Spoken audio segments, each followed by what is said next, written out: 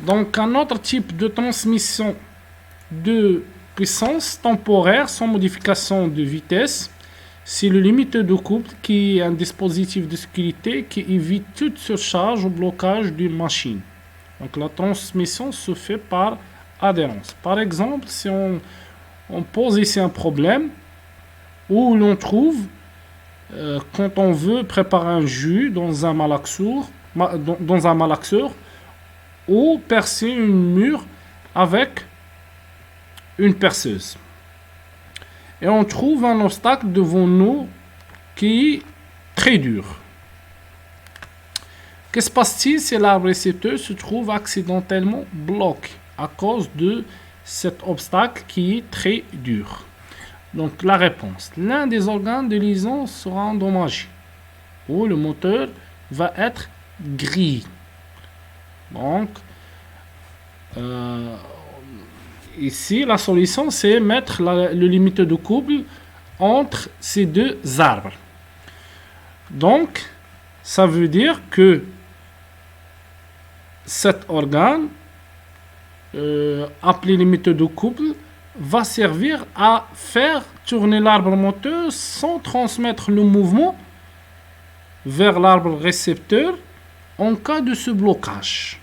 Donc, le cas normal, il va transmettre le mouvement vers l'arbre récepteur, mais en cas de blocage, donc l'arbre moteur il va tourner librement.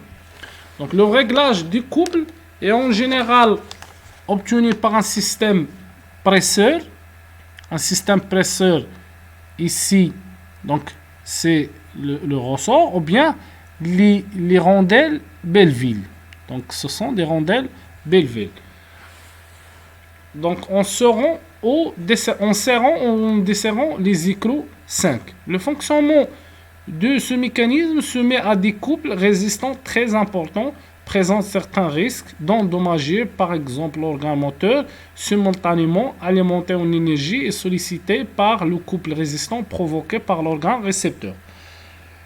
L'interposition d'un limiteur de couple entre organe moteur et récepteur évite la détérioration de l'organe moteur en faisant patiner, donc le patinage, tel que si on a une automobile dans le sable d'une Sahara. Donc, la roue va être patinée dans le sable. Donc, le patinage, donc ça veut dire donc la roue va tourner librement. Donc, la transmission en cas de couple supérieur à un couple seuil pré-réglé.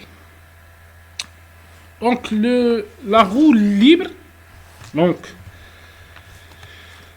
la roue libre permet d'accoupler deux arbres coaxiaux uniquement dans un seul sens. Donc cet organe, il permet la rotation dans un seul sens. Les types, donc comme vous voyez ici dans le fonctionnement, donc s'il y a dans ce sens, ils permettent la rotation.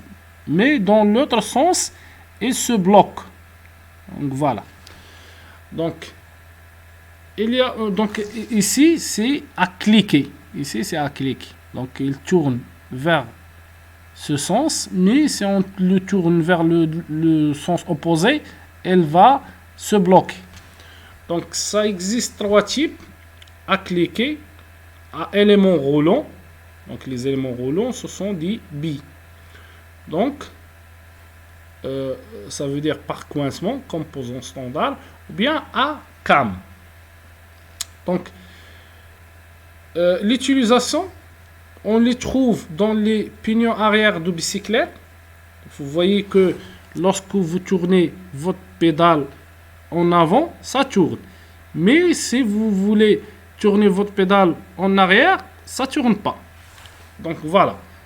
Le démarreur moteur à combustion interne, donc la roue libre permet au démarreur de se désolidariser du moteur lorsque le régime du moteur dépasse celui du démarreur, généralement de l'ordre de 400 à 600 tours par minute. Donc on le trouve dans le rotor principal d'hélicoptère. La roue libre permet de conserver la rotation de rotor en cas de panne moteur et ainsi de se poser en autorotation. On les trouve dans certains embrayages à clapot. Donc, le quatrième organe, c'est les freins. Donc, les freins, ils permettent de ralentir ou bien de stopper le mouvement d'un mécanisme par transformation de l'énergie mécanique en énergie calorifique. Hein? L'énergie thermique, calorifique, ça veut dire l'énergie thermique de frottement, en cas de frottement. Donc, vous voyez ici, lorsque on actionne le frein ici, donc les deux plaquettes ici, donc ce bloc la roue ici. Donc si vous actionnez ici, ça c'est liquide, c'est fluide. Donc c'est une commande en fluide. Donc voilà, par huile. Donc vous voyez ici, on stoppe ici, c'est par fluide. Donc ça stoppe. Donc aussi, donc lorsque l'huile